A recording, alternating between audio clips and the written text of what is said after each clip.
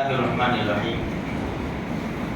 حضرت ابو اسید ساعدی رضی اللہ تعالیٰ عنہ فرماتے ہیں کہ ہم نبی کریم صلی اللہ علیہ وسلم کی مجلس میں موجود تھے۔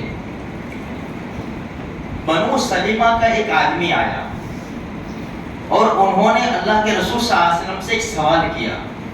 اب سوال کیا کیا ہمیں سننا ہے۔ عجیب قسم کا سوال کہ یا رسول اللہ صلی اللہ علیہ وسلم، کیا میرے ماں باپ کے مرنے کے بعد ان کے کوئی ایسے حقوق ہیں جو میں ادا کر سکوں، جو مجھے ادا کرنے ہیں؟ اب یہ سوال تو ہمارے ذہن میں نہیں آ سکتا۔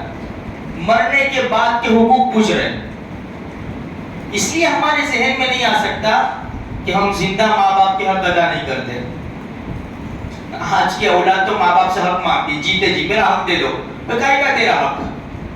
تیرا باپ تو زندہ ہے کہ میرا حق دے دو میں چلا جاؤں۔ پھر تیرا حق کھائے گا، باپ کے مرنے کے بعد تیرا حق لگے گا۔ ابھی سے جیتے جی باپ کے سامنے حق مانگتا ہے، میرا حق دے دو۔ انا للہ و انا، کیا اب یہ ایسی اولاد کے ذہن میں کبھی یہ سوال آ سکتا ہے کہ میرے ماں باپ کے مرنے کے بعد میرے اوپر ان کے کیا حق ہے؟ جب جیتے جی حق ادا نہ کریں میرے بھائیوں، کیا مرنے کے بعد وہ ماں باپ کے حق ادا کریں گے؟ تو یہ سوال کیا کہ میرے ماں باپ کے مرنے کے بعد بھی کوئی ایسے حقوق ہے جو مجھے ادا کرنے ہیں؟ اللہ کے رسول صلی اللہ علیہ وسلم نے فرمایا کہ ہاں، ایک تو یہ کہ تو ان کے لیے اللہ کی رحمت مانگ، ان کے گناہوں کی بخشش مانگ۔ نمبر 3، انہوں نے اگر کسی کے ساتھ کوئی لین دین کا معاملہ کیا ہو اور وہ باقی رہ گیا ہو، اس کو پورا کر۔ ان کے جو رشتے ہیں، ماں باپ کے تیرے جو رشتے ہیں، ان سے تعلق قائم کر، اور تیرے باپ کے یا ماں کے جو فرینڈز، دوست وغیرہ ہیں، ان سے بھی تعلق قائم کر اور ان سے بھی اچھا سلوک کر۔ اسی لیے امی خدیجہ رضی اللہ تعالیٰ عنہ نے جب دنیا سے پردہ فرما لیا نا، نبی کریم صلی اللہ علیہ وسلم امی کی سہیلیوں کو بھی کچھ بھیجا کرتے تھے۔ ہمارے نبی نے صرف کہا نہیں بلکہ کر کے بتایا ہے۔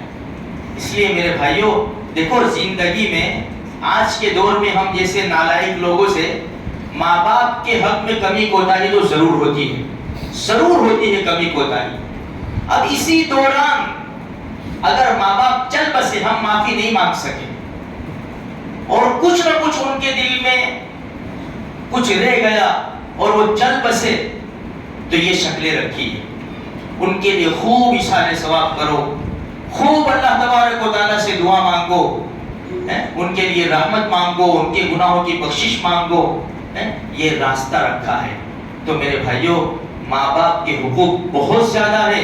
قرآن کا 15واں پارہ کیا کہہ رہا ہے؟ وَقَضَىٰ رَبُّكَ أَلَّا تَعْبُدُوا إِلَّا إِيَّاهُ، تیرے رب کا فیصلہ ہو چکا ہے کہ عبادت تو صرف اسی کی ہوگی۔ اور فوراً اللہ کی عبادت کے بعد اللہ پاک کیا لایا؟ وَبِالْوَالِدَيْنِ إِحْسَانًا، والدین کے ساتھ احسان کا معاملہ کرو۔ اِمَّا يَبْلُغَنَّ عِندَكَ الْكِبَرَ أَحَدُهُمَا أَوْ كِلَاهُمَا، جب تیرے ماں باپ میں سے ایک یا دونوں بڑھاپے کو پہنچ جائے، فَلَا تَقُلْ لَهُمَا اُفٍّ، ہماری زبان میں یہ کہنا، اتنا کہ قرآن اس کو بھی منع کر رہا ہے۔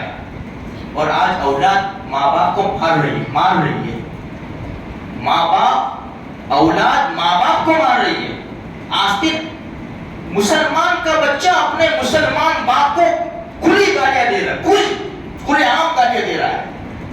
یہاں تک قرآن کہہ رہا ہے اف بھی مت کہو، ولا تنہرہما، جھڑکو بھی مت۔ بے یار کیا تم کو سمجھ پڑتی کہ نہیں یار؟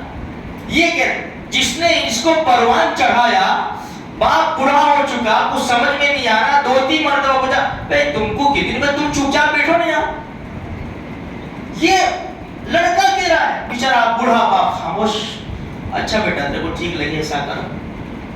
دیکھا اس کی اولاد نہیں آئے گی، جیسا کرو گے ایسا بڑھو گے، جیسی کرنی ویسی بھرنی، حدیث میں بھی ہے تم یہ چاہتے ہو کہ تمہاری اولاد تمہاری عزت کرے تو تم اپنے ماں باپ کی عزت کرو۔ اللہ مجھے آپ کو سارے مسلمانوں کو دین کی صحیح سمجھ عطا فرمائے۔